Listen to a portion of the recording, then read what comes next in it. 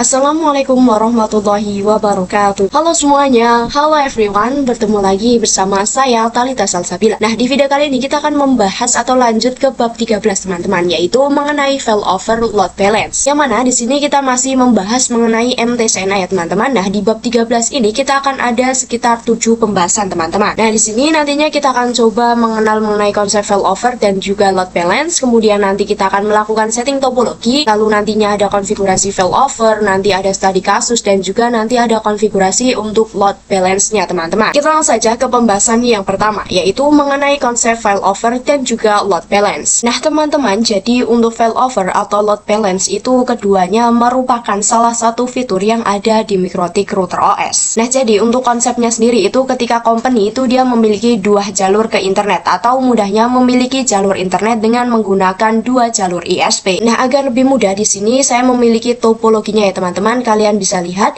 di sini terdapat satu router yang terhubung dengan dua ISP. Yang pertama di sini dia terhubung ke ISP 1 dan juga ISP 2. Nah, untuk konsep dari failover sendiri itu ketika ada dua jalur internet teman-teman, maka nantinya satunya itu akan aktif dan satunya lagi itu akan tidak aktif, atau dia itu akan menjadi backup. Misalkan seperti ini. Jadi misalkan si ISP 1 itu dia mengalami masalah teman-teman atau down. Nah, nantinya si ISP 2 itu dia siap menggantikan si ISP-nya. Jadi si ISP 2 itu sudah siap menjadi backup dari ISP 1 ketika ISP 1 itu mengalami masalah ataupun down. Nah, jadi itu untuk konsep dari failover. Nah, sedangkan untuk konsep yang load balance sendiri itu nantinya kedua ISP itu akan secara aktif secara bersamaan teman-teman. Jadi ketika si router ini kan dia nyambung ya ke dua ISP. Nah, nantinya si ISP 1 dan 2 itu dia akan aktif secara bersamaan. Itu untuk konsep dari load balance. Nah, nantinya untuk menentukan klien atau customer ingin lewat mana, itu yang menentukan adalah MikroTiknya sendiri teman-teman. Kita lanjut ke pembahasan yang kedua, yaitu setting topologi. Nah, setelah kalian sudah mengetahui mengenai konsep dari failover dan juga load balance, sekarang kita akan coba untuk setting topologinya ya teman-teman. Nah, oke, di sini saya sudah menyiapkan sebuah topologinya teman-teman. Yang mana di sini terdapat dua router yang bertindak sebagai ISP. Yang mana di sini untuk yang router utama adalah ISP 1 ya teman-teman. Kemudian untuk yang router kedua yaitu yang ISP 2. Nah, di sini juga untuk kedua ISP ini atau kedua router ini dia juga sudah terhubung ke internet. Dan di kedua routernya juga saya sudah konfigurasikan untuk IP statiknya. Yang mana di router ISP 1 itu saya menggunakan 10.0.137.146, lalu di router ISP 2-nya saya menggunakan IP 10.0.137.147. Nah, di sini juga di defaultnya saya sudah ganti untuk hostname-nya teman-teman menjadi router ISP 1, lalu di sini juga saya sudah ganti menjadi router ISP 2. Nah, tetapi teman-teman di sini untuk yang mengarah ke router customer itu saya belum konfigurasikan teman-teman, keduanya belum saya konfigurasikan. Nah, maka dari itu di sini kita bisa langsung konfigurasikan saja. Nah, di sini saya itu belum bisa masuk ke Winbox teman-teman karena kita belum melakukan penyesuaian. Nah, di sini kita bisa buka CMD-nya terlebih dahulu, lalu kita run as administrator, lalu di sini kita bisa ketikkan root add, lalu kita bisa masukkan IP patokan dari ISP-nya 137.0, kemudian max-nya adalah 255.255.255.0, lalu kita bisa masukkan untuk IP dari Pinet Lab-nya. Di sini punya saya adalah 192.168.10.155. Kita bisa enter. Nah, oke, di sini sudah ya teman-teman. Nah, kemudian di sini kita bisa langsung search saja ya teman-teman untuk aplikasi Winbox-nya. Sini saya open. Saya akan coba perkecil saja teman-teman. Nah, di sini saya akan masuk ke dalam router ISP satunya terlebih dahulu. Yang mana di sini untuk IP-nya adalah 10.0.137.146. Kita coba untuk connect. Nah, oke, di sini sudah berhasil masuk ya teman-teman ke dalam router ISP satunya. Nah, oke, di sini kita sudah berhasil ya teman-teman untuk masuk ke dalam router ISP satunya. Nah, sekarang kita akan coba masuk ke dalam router ISP 2. Nah, karena di sini router ISP 2 itu langsung terhubung ke internet, maka kita tidak memerlukan fitur roaming ya teman-teman. Jadi dia bisa langsung masuk sendiri dengan menggunakan IP yang sudah kita pasang secara statik. Yang mana untuk IP-nya adalah 10.0.137.147 untuk si ISP 2-nya teman-teman. Kita coba connect. Nah, oke, di sini kita juga sudah berhasil ya teman-teman untuk masuk ke dalam router ISP 2-nya. Nah, di sini saya belum masuk teman-teman ke dalam router customer-nya. Nah, di sini untuk router customer itu dia memerlukan fitur roaming karena di sini dia tidak langsung terhubung ke ISP-nya. Nah, kalian bisa lihat di sini router customer saya sudah mengubah atau sudah menyalakan untuk fitur roaming-nya ya teman-teman. Nah, sekarang kita akan coba untuk lewat router satunya saja atau ISP 1. Kita pergi ke menu tool lalu roaming. Nah, di sini saya akan coba enable lalu kita apply dan oke. Nah, di sini kita akan coba masuk ya teman-teman dengan via router ISP 1. Kita coba new inbox, kita masukin untuk IP dari ISP 1-nya yaitu 146, kita coba connect to roaming. Kita tunggu. Nah, oke, di sini sudah ada untuk air customer. Kita coba masuk dengan menggunakan MAC address-nya teman-teman. Kita coba connect. Nah, oke, di sini saya sudah masuk ke dalam router customernya dengan via router ISP1 ya, teman-teman. Nah, seperti yang tadi sudah saya bicarakan bahwasanya di sini untuk IP yang arah ke customer itu kan belum saya konfigurasi ya, teman-teman. Nah, maka dari itu kita bisa langsung konfigurasikan saja. Nah, di sini saya akan mulai dari router ISP1-nya ya, teman-teman. Kita bisa pergi ke Winbox router ISP1-nya. Nah, di sini kan dia nambah header 2. Kita bisa pergi ke menu IP lalu addresses. Dan di sini kita bisa add, lalu kita masukkan untuk IP-nya yaitu 192.168.1.1/24. Nah, teman-teman, IP ini adalah IP yang akan menjadi gateway untuk router customernya. Nah, di sini untuk headernya kita bisa pilih header 2, kita bisa play, lalu oke. Nah, di sini sudah untuk router ISP. Kita lanjut untuk router ISP2-nya. Kita coba pergi ke menu IP lalu addresses.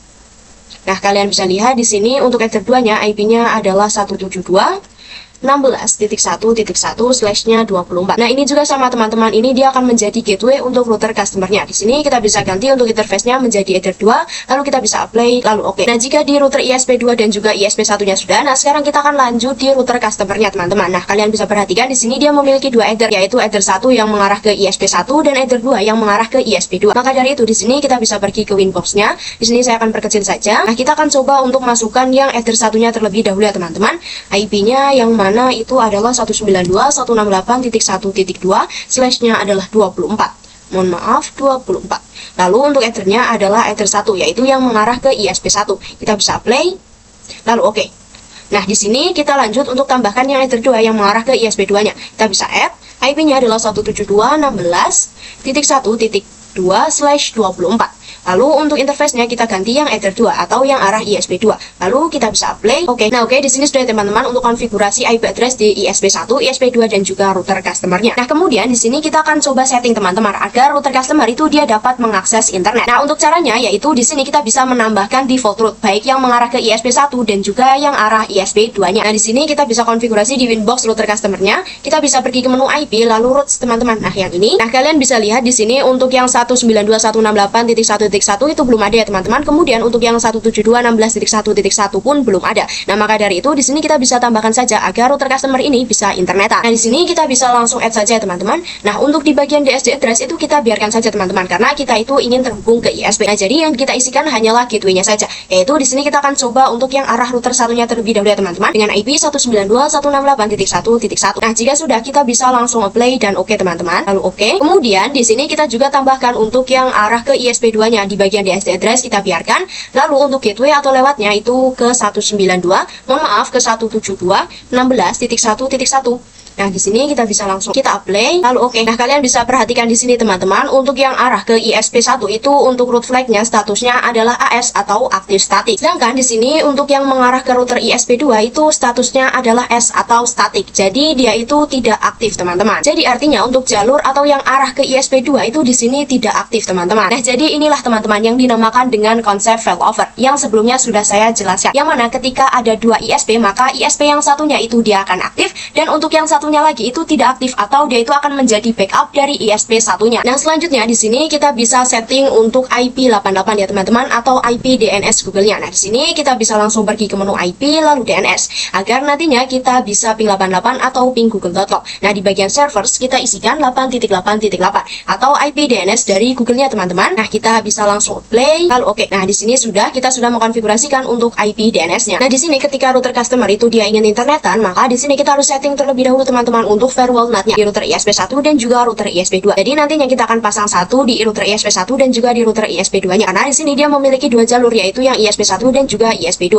Nah, kita akan coba pasang di ISP1-nya terlebih dahulu ya, teman-teman. Di sini kita bisa pergi ke menu IP lalu firewall. Nah, di bagian NAT, di sini kita bisa add.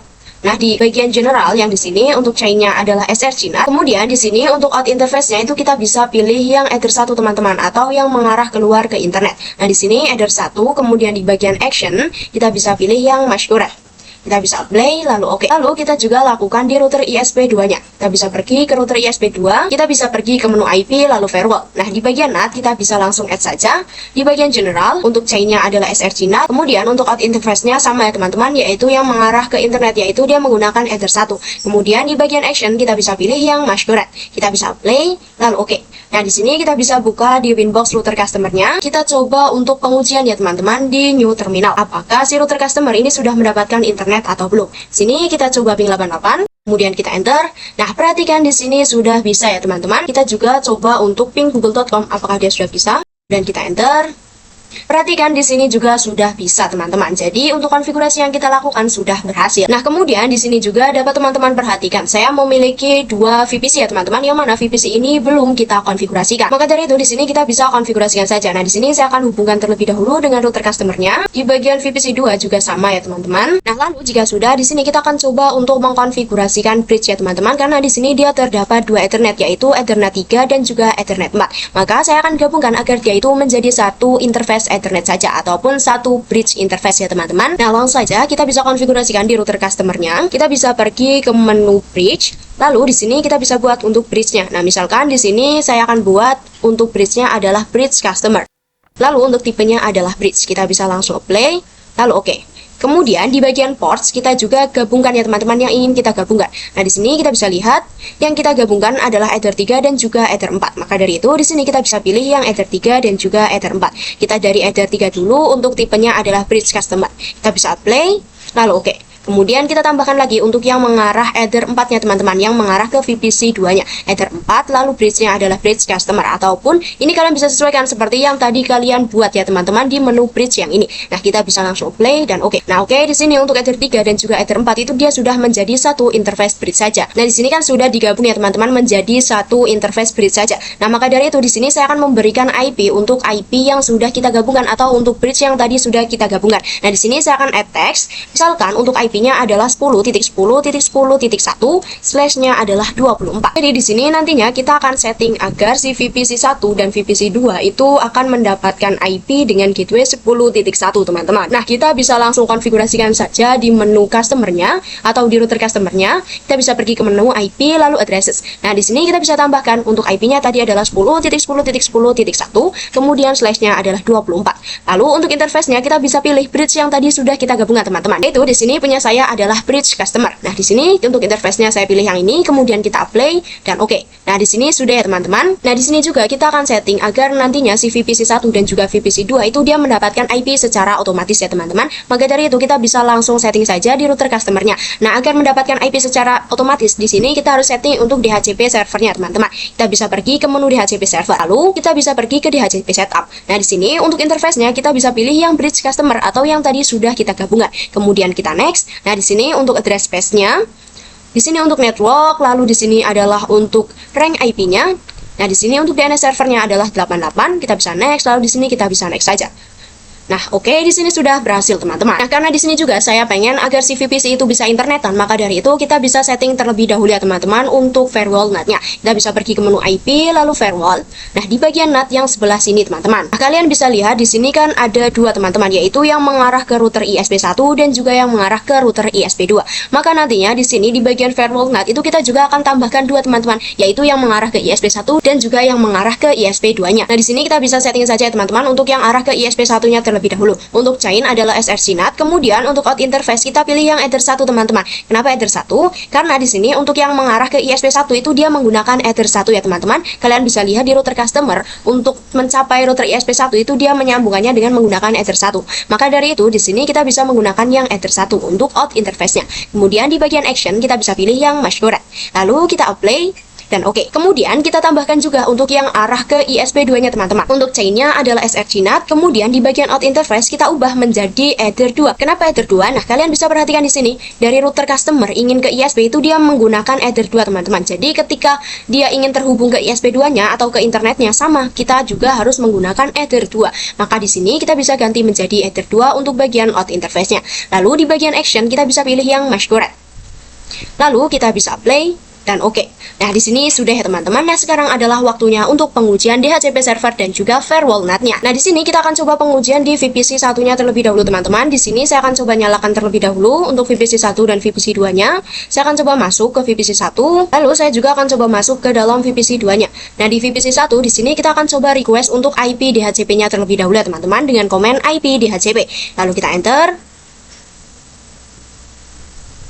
Nah, perhatikan di sini memunculkan output Tora. Kita bisa lihat kita mendapatkan IP berapa. Nah, perhatikan di sini saya mendapatkan IP 254 di bagian VPC 1. Saya akan coba show IP terlebih dahulu. Nah, oke, di sini juga sudah lengkap ya teman-teman untuk IP, lalu gateway dan juga DNS. Nah, lalu kita akan coba pengujian untuk firewall NAT-nya. Apakah dia bisa ping 88 atau tidak? Nah, perhatikan di sini bisa ya teman-teman. Kita coba juga untuk ping google.com, apakah dia bisa? Kita enter. Nah, perhatikan di sini juga bisa teman-teman. Nah, di VPC 1 bisa. Sekarang kita akan lanjut di VPC 2-nya. Kita akan coba untuk request IP DHCP terlebih dahulu. Nah, di sini sudah memunculkan output Tora ya teman-teman. Nah, di sini untuk di VPC 2 saya mendapatkan 253. Saya akan coba show IP apakah ini sudah lengkap. Nah, oke, di sini juga sudah lengkap. Kita coba untuk langsung ping 88. Apakah bisa? Nah, perhatikan di sini bisa ya teman-teman. Kita coba juga untuk ping youtube.com misalkan.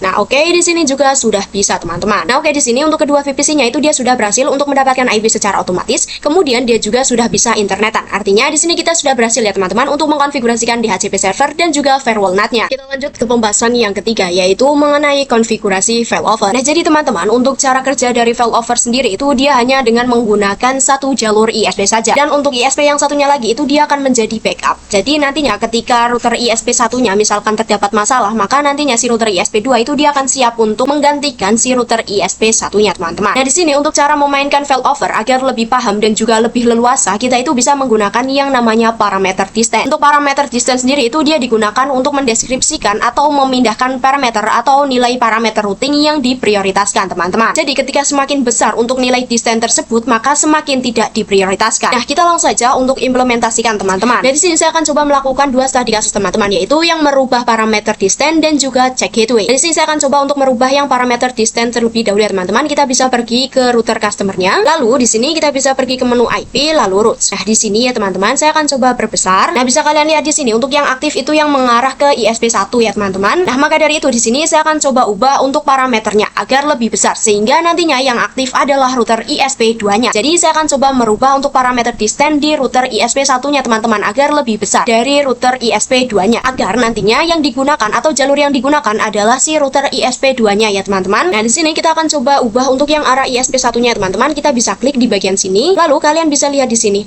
di bagian distance. Di sini kan 1 ya teman-teman. Nah, misalkan di sini saya akan ubah atau perbesar menjadi 10. Lalu kita bisa apply dan oke. Nah, kalian bisa perhatikan di sini untuk yang arah ISP 1 itu sudah tidak aktif ya teman-teman. Di sini informasi flag-nya adalah sudah S atau static saja atau dia sudah berubah ke yang arah ISP 2 dengan IP 172.16.1.1. Nah, oke, kalian bisa lihat di sini teman-teman. Untuk jalur internetnya itu sudah berubah atau pindah ke yang ISP 2-nya. Jadi teman-teman, intinya semakin besar untuk distance-nya maka semakin tidak diprioritaskan. Namun ketika untuk distance-nya sama, maka mikrotik itu dia akan by default untuk menentukan prioritas jalur yang akan digunakan. Jadi ketika distance-nya itu 1 sama 1, maka dia itu yang akan menentukan adalah si mikrotiknya ya teman-teman. Nah, oke, jadi seperti itu teman-teman untuk cara merubah parameter distance. Nah, sekarang kita lanjut untuk mengenal yang namanya fitur check gateway. Nah, untuk saat ini jadi internet yang digunakan adalah ISP2 ya teman-teman. Kalian bisa perhatikan. Dan untuk yang ISP1 itu sekarang dia menjadi backup, bukan yang server utamanya lagi atau bukan yang router ISP pertamanya lagi. Jadi untuk fitur check gateway ini dia itu membantu untuk memastikan bahwa gateway yang sudah dipilih itu dapat berfungsi dengan baik dan juga dapat diakses oleh kliennya. Nah, jika misalkan gateway utama itu tidak dapat diakses atau dijangkau karena ada masalah, maka nantinya si router itu akan selalu otomatis teman-teman beralih ke gateway backup atau cadangannya untuk menjaga konektivitas. Nah, jadi nantinya untuk router customer itu dia akan senantiasa ngecek teman-teman apakah untuk gateway yang ISP1 itu aktif atau tidak. Jadi dia itu akan setiap detik itu dia akan ngecek teman-teman. Nah, langsung saja di sini kita akan coba tanamkan untuk cek gateway di ISP 2-nya teman-teman, yaitu yang 172.16.1.1. Nah, kalian bisa perhatikan atau kalian bisa fokus di bagian cek gateway yang ini teman-teman. Nah, jika kita lihat di bagian menu cek gateway itu dia ada dua pilihan teman-teman, yaitu ARP dan juga ping. Nah, untuk pembahasan kali ini kita akan coba gunakan yang ping saja ya teman-teman agar nantinya si router customer itu dia akan selalu ping ke gateway setiap 10 detik sekali. Nah, di sini kita bisa langsung apply dan oke saja ya teman-teman. Kemudian kita juga perlu mendisable untuk IP yang terdapat di ISP 2-nya teman-teman. Di sini kita bisa buka ISP 2. Lalu kita bisa pergi nih ke menu IP lalu addresses. Nah, di bagian yang Ether 2 kita bisa disable teman-teman. Nah, seperti ini. Nah, lalu jika sudah kita coba cek lagi untuk di router customernya ya teman-teman. Nah, oke, kalian bisa lihat di sini sudah berpindah secara otomatis ya teman-teman. Yang tadinya di jalur ISP2 sekarang dia sudah pindah ke jalur yang ISP1-nya yaitu 192.168.1.1. Nah, lalu bagaimana ketika kita itu tidak menggunakan check gateway? Maka nantinya teman-teman si router customer itu dia akan menggunakan ISP1 atau ISP utama walaupun untuk IP-nya sudah kita disable. Jadi, ketika IP-nya sudah di-disable, kita itu bisa masih terhubung teman-teman tetapi tidak ada internetnya. Nah, di sini kita akan coba untuk enablekan lagi ya teman-teman untuk Ether 2 yang ada di ISP2-nya kita coba enable. Lalu kita bisa pergi ke router customernya. Nah, di sini kita bisa tunggu sesaat.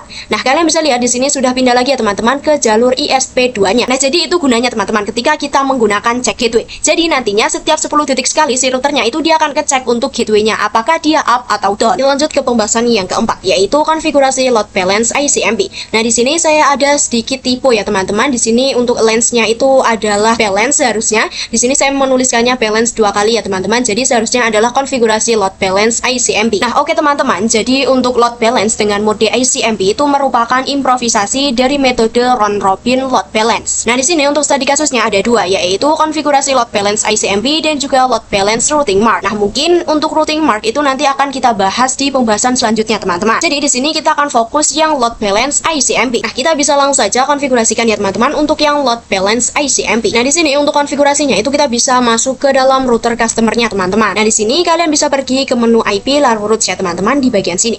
Nah, di sini untuk dua jalur yang sebelumnya itu akan kita coba hapus teman-teman. Jadi yang arah ISP1 dan juga yang arah ISP2. Nah, di sini kita bisa hapus saja ya teman-teman. Lalu di sini kita akan coba buat untuk jalur yang barunya. Kita bisa langsung add. Nah, sebelumnya itu ketika kita ingin menambahkan jalurnya itu kan kita add satu-satu ya teman-teman. Nah, tetapi itu tidak perlu teman-teman karena kita bisa menambahkan untuk dua sekaligus. Nah, caranya gimana? Kita bisa klik tanda panah yang ini teman-teman. Nah, oke, di sini sudah ada dua ya teman-teman. Nah, di sini untuk DSC address-nya itu biarkan saja. Lalu di bagian gateway untuk yang pertama kita akan masukkan untuk jalur yang ISP1-nya terlebih dahulu ya teman-teman, yaitu 192.168.1.1. Kemudian untuk yang kedua kita masukkan jalur ISP yang kedua yaitu 172.16.1.1. Nah, kita bisa langsung apply dan oke saja. Nah, oke, di sini sudah ada ya teman-teman. Nah, sekarang kita akan coba cek di VPC 1 dan juga VPC 2-nya. Nah, kita akan coba cek atau mulai di VPC 1-nya terlebih dahulu ya teman-teman. Kita bisa pergi ke VPC 1. Nah, jadi di sini kita akan coba cek teman-teman bahwasanya ketika VPC 1 itu ingin internetan itu dia lewatnya jalur mana sih? Nah, itulah yang dinamakan dengan load balance. Nah, di sini dipastikan ya teman-teman bahwasanya VPC-nya itu dia sudah mendapatkan IP. Nah, di sini saya sudah mendapatkan IP gateway dan juga DNS-nya teman-teman. Nah, di sini saya akan coba untuk ping 88. Apakah bisa? Nah, oke, di sini sudah bisa. Lalu saya akan coba trace untuk lihat jalurnya. Jadi ketika dari VPC 1 ingin internetan itu dia lewatnya mana sih? Jalurnya mana sih? Nah, kita coba saja. Nah, kalian bisa lihat di sini untuk VPC 1 itu ketika internetan atau ingin internetan itu yang pertama dia akan melewati 10.1 teman-teman. Yaitu ini adalah IP network dari si router customernya teman-teman atau bridge yang tadi sudah kita gabungkan. Nah, setelah itu dia akan melewati 192.168.1.1 yang ini teman-teman. Jadi dia akan melewati ada 2 ISP satunya. Jadi dia itu ketika dari VPC 1 ingin internetan itu dia akan melewati jalur ISP satunya ya teman-teman. Nah, barulah setelah itu ketika dia sudah melewati jalur ISP 1 barulah VPC 1 ini dapat internetan ya teman-teman. Nah, sekarang kita juga coba di VPC 2-nya. Kita coba show IP terlebih dahulu. Nah, oke, di sini sudah ada. Kita coba ping 88. Apakah bisa? Nah, oke, di sini sudah bisa. Lalu kita coba trace 8.8.8. Kita enter. Nah, kalian bisa lihat di sini untuk VPC 2 ketika ingin internetan dia juga sama, melewati jalur ISP satunya ya teman-teman. Yang pertama dia akan melewati network untuk bridge-nya, kemudian melewati Ether 2 dan barulah sampai ke ISP-nya. Nah, di VPC 2-nya juga saya akan coba untuk ping google.com teman-teman. Apakah bisa? Kita bisa enter. Nah, oke, di sini sudah bisa. Lalu saya akan coba trace untuk google.com-nya. Dia itu ketika ingin ping google.com itu dia harus lewatnya mana sih, untuk jalurnya itu mana. Kita coba enter, kemudian kita Ctrl C. Nah, di sini juga saya akan coba untuk ping youtube.com ya teman-teman, kemudian kita enter. Lalu saya akan coba trace untuk youtube.com tersebut, kemudian kita enter. Nah, kalian bisa lihat di sini ketika saya ping google.com, ketika saya trace itu dia masih melewati jalur ISP1 teman-teman, yaitu yang 192.168.1.1. Sedangkan ketika saya ping youtube.com dan saya trace itu dia melewati jalur ISP2 teman-teman, yaitu yang 172.16.1.1. Jadi ketika VPC 2 itu ingin ke youtube.com itu dia akan melewati jalur yang ISP2. Sedangkan ketika ingin ke google.com itu dia akan melewati jalur yang ISP1. Nah, jadi perlu kalian ketahui teman-teman bahwasanya untuk yang menentukan jalur ke internet itu adalah mikrotik. Jadi kita itu tidak tahu dia akan lewat jalur mana, atau untuk istilahnya adalah round robin load balance. Jadi untuk ketentuannya itu 50-50, ada yang lewat jalur ISP1 dan juga ada yang lewat jalur ISP2. Seperti yang kalian lihat di sini bahwasanya ketika VPC 2 itu saya trace ke google.com itu dia akan melewati ISP1, sedangkan ketika saya trace ke youtube.com itu dia akan melewati ISP2-nya teman-teman. Kenapa sih tidak lewat ISP1 semua? Nah, itulah yang dinamakan dengan round robin load balance. Jadi dia itu tidak menentu, untuk ketentuannya adalah 50 50-50. Jadi dia itu ditentukan oleh mikrotiknya ya teman-teman. Kita lanjut ke pembahasan yang kelima, yaitu kasus berbeda bandwidth pada ISP. Nah, di pembahasan kali ini teman-teman, kita akan uji coba yaitu pada ISP dengan bandwidth yang berbeda-beda. Nah, misalkan di sini untuk yang ISP 1 itu bandwidthnya adalah 2 Mbps dan untuk yang ISP 2 itu bandwidthnya adalah 8 Mbps. Maka artinya di sini untuk perbandingannya bukan lagi 50-50 teman-teman, namun sekarang menjadi 1:4. Nah, langsung saja di sini kita bisa buka untuk router customernya, lalu kalian bisa pergi ke menu IP lalu routes ya teman-teman, seperti sebelumnya. Nah, lalu untuk konfigurasi yang sebelumnya, yang ini kita bisa klik 2 kali. Nah, di sini saya akan coba perbesar saja ya teman-teman, seperti ini. Nah, karena di sini saya pengen untuk perbandingannya adalah 1:4, maka di sini di bagian gateway kita bisa sediakan sebanyak 5 kolom teman-teman. Nah, untuk caranya seperti tadi teman-teman, ketika kita menambahkan 2 kolom, yaitu kita bisa klik di bagian sini, kita coba tambahkan menjadi 5. Ini baru 4, kita tambahkan 1 lagi. Nah, perhatikan di sini sudah 5 teman-teman. Nah, untuk di bagian yang pertama itu di sini kita bisa isikan untuk gateway yang ISP 1 teman-teman. Kemudian untuk yang barisan kedua itu adalah yang ISP 2. Lalu untuk bagian 3 sampai 5 itu kita bisa isikan IP yang 172.16.1.1 atau yang arah ke ISP 2 ya teman-teman. Karena di sini saya akan coba banding 1 dan 4. Jadi 1 untuk ISP 1 dan juga yang 4 untuk ISP 2-nya. Nah, kita bisa langsung tuliskan saja. Mungkin di sini saya akan percepat. Nah, oke, di sini sudah selesai teman-teman untuk 1:4, yang mana untuk yang 1 itu adalah untuk gateway dari ISP 1. Kemudian yang 4 adalah gateway dari ISP 2. Nah, di sini kita coba apply lalu oke ya teman-teman. Lalu saya akan coba masuk ke dalam new terminal. Nah, di sini saya skip lalu kita coba IP route print. Nah, kalian bisa lihat di sini untuk gateway-nya itu udah 1:4 teman-teman. Nah, kalian bisa lihat di sini untuk yang jalur ISP 2 itu lebih banyak daripada yang jalur ISP 1. Nah, langkah selanjutnya di sini kita akan coba untuk lakukan trace route dari mikrotiknya ya teman-teman. Nah, untuk caranya itu di sini kita bisa pergi ke bagian tool, lalu kalian bisa pilih yang trace route yang bagian ini. Nah, di sini di bagian trace route tool-nya itu kita bisa isikan, misalkan di sini kita akan coba trace untuk IP dari DNS Google-nya yaitu 8.8.8.8. Kemudian di sini untuk protokolnya adalah yang ICMP ya teman-teman. Lalu kita bisa start. Nah, kalian bisa lihat di sini ketika kita trace, kita coba stop dulu. Nah, kalian bisa lihat di sini ketika kita trace yang 8.8.8.8 atau IP dari DNS Google-nya itu dia akan melewati 172.16.1.1 teman-teman. Jadi dia akan melewati jalur ISP 2-nya. Nah, mungkin kita juga akan coba ya teman-teman untuk trace route ke yang lainnya. Nah, misalkan di sini saya akan coba untuk yang facebook.com ya teman-teman. Nah, tetapi sebelum itu kita akan coba cari untuk IP dari facebook.com-nya ya teman-teman. Nah, cara-caranya gimana? Kita bisa pergi ke comment prompt teman-teman. Nah, di sini kita bisa klik yang run as administrator. Kemudian di sini kita bisa ketikkan ns lookup, lalu kita masukkan untuk IP yang ingin kita cari itu apa sih? Nah, kita kan ingin mencari facebook.com. Nah, di sini kita bisa ketikkan saja facebook.com. Kemudian kita enter. Nah, perhatikan di sini sudah ada ya teman-teman untuk IP-nya yaitu 157.240.208.35. Kita bisa salin dan kita akan coba untuk trace di routernya ya teman-teman. Nah, kita coba masuk ke sininya trace route-nya. Nah, kita bisa pastekan saja di bagian trace route-nya. Lalu kita coba start, kemudian kita stop. Nah, perhatikan di sini ketika kita ingin trace ke facebook.com itu dia akan lewat 192.168.1.1 teman-teman atau ISP 1-nya. Jadi ketika ingin ke facebook.com itu dia akan melewati jalur ISP 1. Jadi dari router customer itu dia akan melewati ISP 1 baru sampai ISP dan barulah sampai facebook.com. Tetapi tadi ketika kita coba untuk yang 88 itu dia akan melewati yang jalur ISP 2 ya teman-teman, yaitu yang 172. Nah, di sini juga kalian bisa coba-coba saja ya teman-teman untuk cara trace route-nya. Nah, kalian bisa masukkan saja ketika misalkan ingin youtube.com atau twitter.com itu kalian bisa ketikkan seperti tadi di CMD-nya. Tetapi untuk facebook.com-nya itu kalian ganti. Kalian itu inginnya kemana atau ingin mendapatkan IP yang apa. Nah, di sini juga saya akan coba untuk trace di VPC-nya ya teman-teman. Nah, di sini saya akan coba trace di VPC satunya. Nah, mungkin saya akan coba untuk trace ke facebook.com-nya lagi. Kita coba ping dulu ya teman-teman. Sebelum trace itu kita harus ping dulu yang mana untuk IP-nya tadi adalah 157.240.208.35. Lalu kita bisa enter. Nah, perhatikan di sini sudah berhasil ya teman-teman. Lalu kita coba trace. Kita ganti saja di bagian sininya, trace. Lalu kita enter. Nah, perhatikan di sini ketika VPC 1 ingin ke facebook.com itu dia akan melewati ISP 2-nya ya teman-teman, yaitu yang 172.16.1.1. Kita lanjut ke pembahasan yang keenam, yaitu mengenai konfigurasi load balance router rules. Nah, jadi di sini kita akan coba untuk melakukan konfigurasi load balance dengan metode root rules ya teman-teman. Jadi untuk root rules sendiri itu dia akan bekerja dengan sistem SRC address. Lalu kita juga bisa mendefinisikan misalkan untuk VPC 1 itu ketika ingin internetan harus menggunakan ISP 1 dan untuk VPC 2 ketika ingin ingin internetan itu dia harus menggunakan ISP2-nya. Nah, karena di sini menggunakan SRC address, maka dari itu di sini untuk para VPC-nya harus menggunakan IP-nya itu IP statik teman-teman, agar nantinya tidak berantakan. Nah, kita bisa langsung konfigurasikan saja untuk IP-nya. Kita coba pergi ke terminal. Di sini di VPC 1 terlebih dahulu ya teman-teman. Misalkan di sini saya akan gunakan IP-nya adalah 10.10.10.15.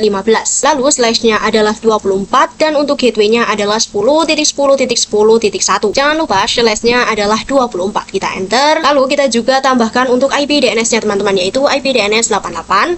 Lalu kita coba show IP. Nah, oke, di sini sudah lengkap. Kemudian di VPC 2-nya saya akan gunakan IP-nya adalah titik 16 ya teman-teman. Kita bisa langsung saja 10.10.10.16/24.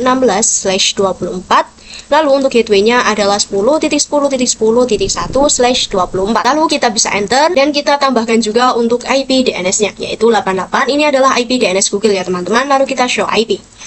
Nah, oke, di sini untuk VPC 1 dan juga VPC 2 itu sudah saya pasang ya teman-teman untuk IP secara statiknya. Yang mana untuk VPC 1 itu IP-nya adalah 10.15 dan untuk VPC 2 itu adalah 10.16. Nah, kita bisa langsung konfigurasikan saja. Di sini kita bisa masuk ke dalam router customer-nya teman-teman. Di sini saya akan coba hilangkan.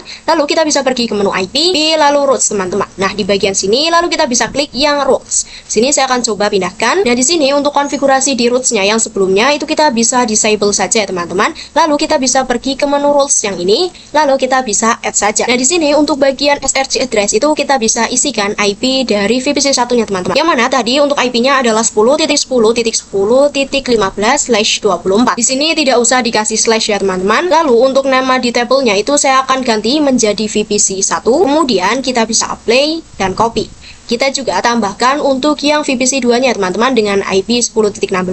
Lalu untuk tabelnya itu kita ganti menjadi VPC 2. Nah, jadi teman-teman, untuk fungsi dari tabel ini adalah jika terdapat paket yang berasal dari IP 10.10.10.16 yang ingin mengakses internet, maka nantinya MikroTik itu dia akan merajuk pada tabel routing yang ada di VPC 2-nya untuk menentukan jalur yang paling tepat dan juga paling efektif. Nah, kita bisa langsung apply dan oke saja ya teman-teman. Nah, di sini juga kita oke. Lalu kita bisa pergi ke menu routes lagi teman-teman yang sebelah sini. Nah, kalian bisa perhatikan di sini di bagian pojok kanan itu terdapat mainnya teman-teman. Di sini ada VPC 1 dan juga ada VPC 2. Yang mana ini merupakan kelompok routing tabelnya teman-teman. Nah, di sini kita bisa pilih yang all saja teman-teman agar kelihatan semua. Lalu kita coba untuk tambahkan lagi untuk jalurnya ya teman-teman. Nah, untuk DSD address-nya kita biarkan. Kita akan coba tambahkan untuk yang ISP 1-nya terlebih dahulu dengan gateway 192.168.1.1 ya teman-teman. Sini saya akan pindahkan. Lalu di bagian routing mask di sini kita bisa pilih yaitu yang VPC 1 karena di sini untuk gateway-nya adalah yang ISP 1, maka untuk routing mark-nya adalah yang VPC 1. Nah, kita bisa langsung apply dan oke. Kemudian kita tambahkan lagi untuk yang mengarah ke ISP 2-nya, yang mana untuk gateway-nya adalah 172.16.1.1.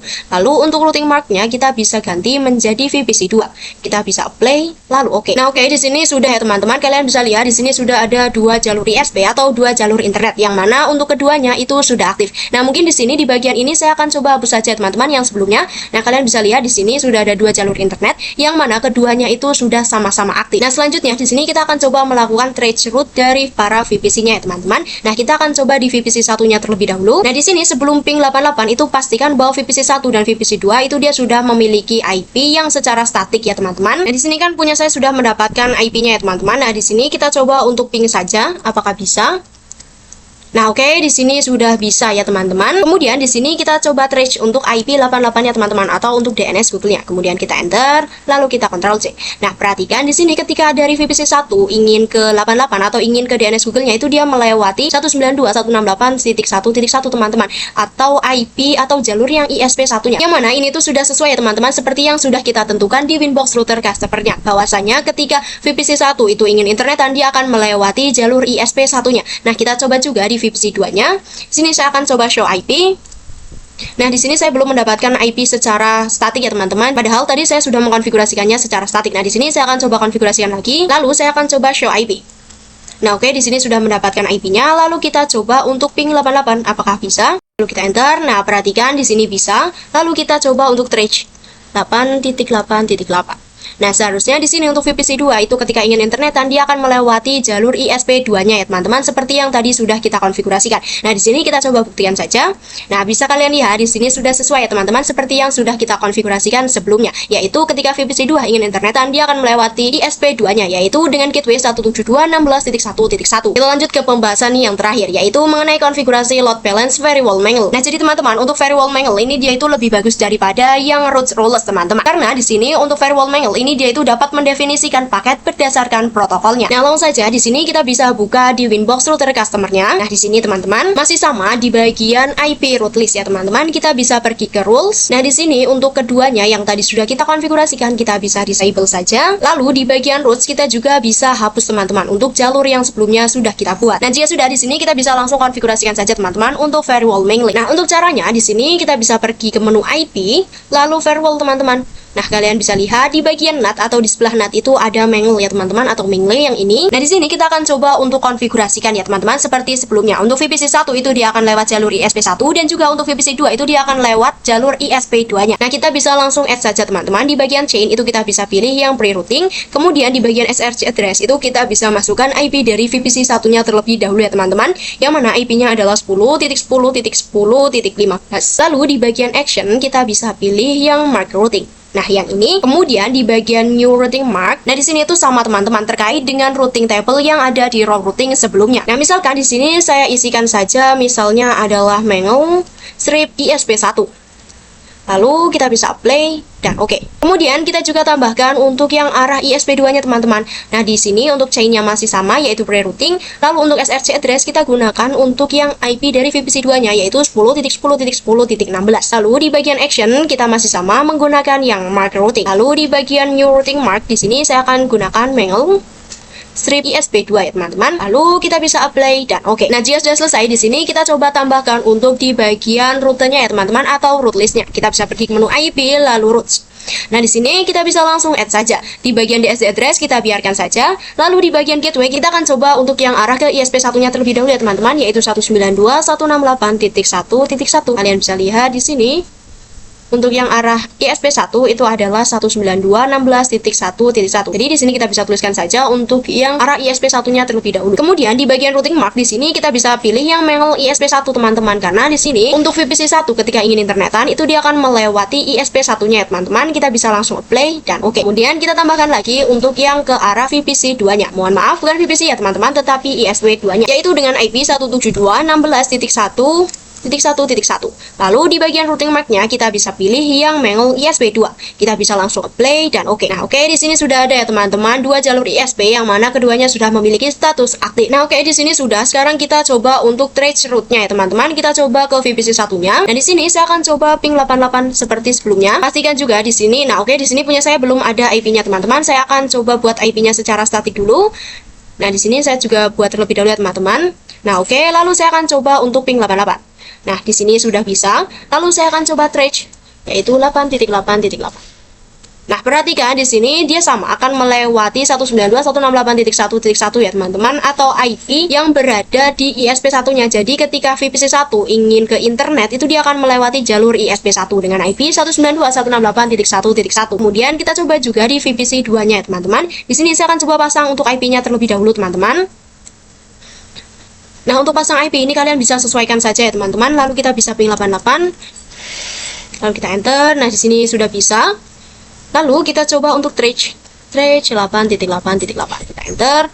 Nah, kalian bisa lihat di sini ketika VPC 2 ingin internetan itu dia akan melewati jalur ISP2-nya ya teman-teman, yaitu 172.16.1.1. Jadi ketika dari VPC 2 ingin ke sini dia akan melewati jalur ISP2 yaitu 172.16.1.1. Nah, sebenarnya di sini untuk pengujiannya sama saja ya teman-teman seperti yang root rules tadi. Tetapi di sini tuh saya hanya ingin mencontohkan bagaimana cara konfigurasi sebelumnya ya teman-teman. Jadi untuk konfigurasi antara yang root rules dan juga yang firewall mangle itu sedikit berbeda teman-teman, atau bahkan bisa kita sebut bahwasanya mereka berdua itu sangat berbeda. Tetapi kita lebih unggul atau lebih baik menggunakan yang firewall mangle. Jadi kurang lebihnya seperti itu teman-teman untuk konfigurasi firewall mangle. Oke, mungkin itu saja yang bisa saya sampaikan pada bab 13 ini. Kurang lebihnya mohon maaf. Terima kasih. Wassalamualaikum warahmatullahi wabarakatuh. Dadah semuanya.